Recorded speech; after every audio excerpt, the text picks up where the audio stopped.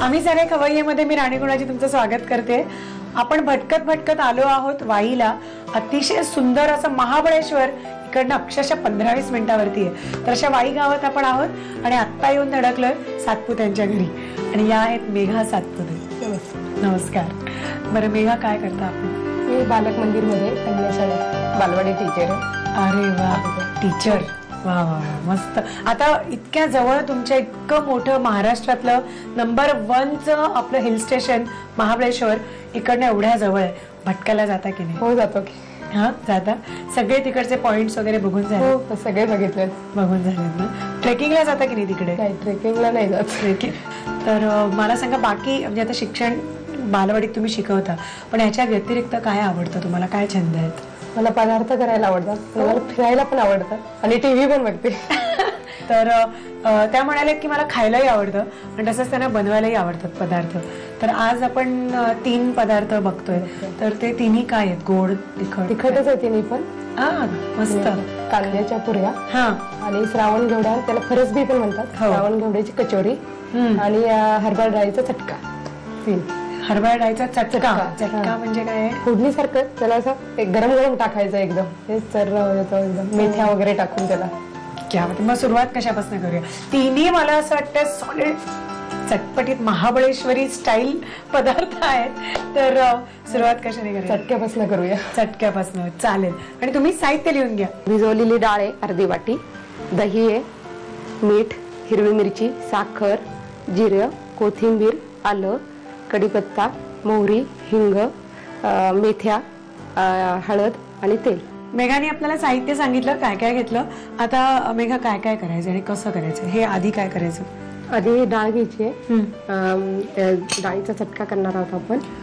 4-5 तास भिजवली? नाही, 1 तास. 1 तास भिजवायची. चणा डाळ आहे ना? हो, चणा डाळ. अच्छा, 1 तास छान भिजली. मग 1 तास भिजवायची. अर्धी वाटी येते. आणि हे दही हे मिक्स करायचं सगळं. आधी डाळ लागेल. आधी डाळ लागेल.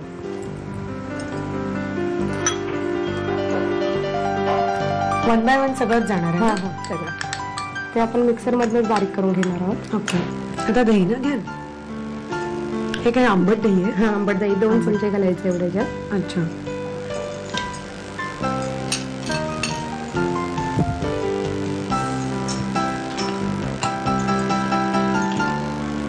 आता मिरची. बाकी काय मसाला नाही आहे? तिखटपणा जो आहे तो मिरचीचा फक्त. आणि या 2च मिरच्या आहेत, हे पूर्णच लागणार तेवढ्या. आणि ह्या तेवढ्या तिखट नसतात ना? पोपटी मिरच्या नाही, एवढे तिखट. ते अर्धा चमचा जिरं. मीठ आपल्या चवीनुसार.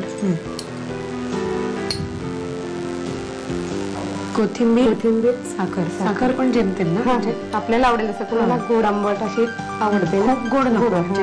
आता सीझन छान, थोडी थंडी सुरू झालेली आहे, त्यामुळे आता थोडस मसालेदार, तिखट, गरम असं खायला जरा मजा येईल ना? ओके. आता हे सगळं जे मिश्रण आहे ते मिक्सर मधनं आपण बारीक करून घेऊया. आपण जे मिक्सर मधनं वाटण करून घेतलं तर ते आलं. आणि वहिनी आता वरण फोडणी चटका, असं म्हणजे चटका देणार आपण त्याला. अच्छा, चटका म्हणजे फोडणीचा चटका. फोडणीचा चटका. हा विदर्भातला शब्द आहे का? तुम्ही कुठच्या आहात मूळच्या? मी अहमदनगर. अहमदनगर. मग तिथे असं चटका म्हटलं ना? म्हणजे आम्ही आपले घाबरलो, चटका म्हटल्यावर काय देतोय बा मी? असा आवाज येतो ना त्याचा, म्हणून. मोरी. हा, मोरी.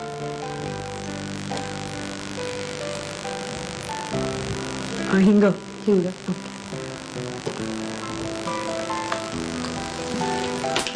हळद. आता आपण हे बंद करणार आहे. कढीपत्ता ना? कढी मग मी तोडून टाकू का? हो, म्हणजे खाल्ला जाईल आणि पोटात जाईल. झाला ना? हो. आता चटका द्यायचा आहे की आमचं नाव काय दिलं ह्याला? डाळीचा चटका. तर हा डाळीचा चटका आता रेडी झाला की गरमागरम चुरचुरीत फोडणी म्हणजे चटका अहमदनगरी त्याच्यावरती घालूया. हा, झकास. तर हे मस्त दिसतंय. तर पटकन साहित्य आणि कृती. डाळीचा चटका बनवण्यासाठी लागणारं साहित्य: भिजवलेली चणा डाळ, दही, मीठ, हिरवी मिरची, साखर, जिरं, कोथिंबीर, आलं, कढीपत्ता, मोहरी, हिंग, मेथी दाणा, हळद आणि तेल. कृती: प्रथम एका बाउल मध्ये तासभर भिजवलेली चणा डाळ घेऊन त्यामध्ये दही, हिरवी मिरची, जिरं, मीठ, कोथिंबीर आणि साखर घालून मिश्रण वाटून घ्यावं. कढईमध्ये तेल गरम करून मोहरी, हिंग, हळद आणि कढीपत्ता याची फोडणी करावी. ही फोडणी डाळीच्या वाटल्या मिश्रणात एकजीव करून घ्यावी.